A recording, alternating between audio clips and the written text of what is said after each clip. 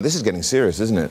It is looking serious. It's looking exactly like Mr. Trump negotiates, right? We've seen this playbook before. Ramp up the pressure, really ratchet it up, and then hope that some concessions are made and everyone can walk away with a deal. Question is, will China play in kind? You know, they've been very firm right through state media that we're going to hit back. If we're socked on the jaw, we're going to punch back on the nose.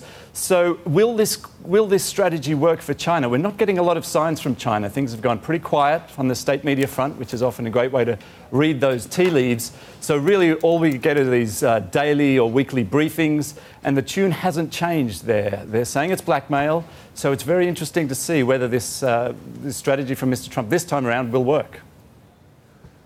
Yeah, and this news broke just really mere hours after reports that we had kind of talks about possibly restarting more talks. Have we had a response from Beijing?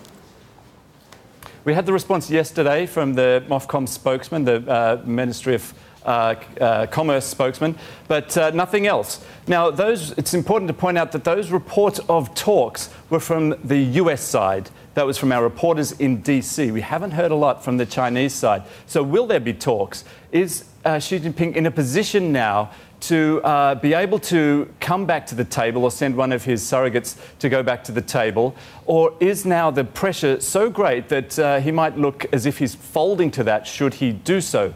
This is a key question.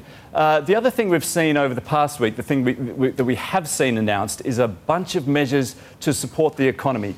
Moves, not all-out easing, but moves like increased infrastructure spending. We've reported that banks are being told to lend more, some easing up on the squeeze on financial companies. All of those suggest that Beijing is serious about cushioning its economy.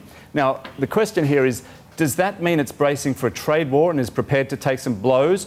Or does that mean it's worried about the domestic economy and therefore is more likely to come back to the table? That's a question we just don't know the answer to right now.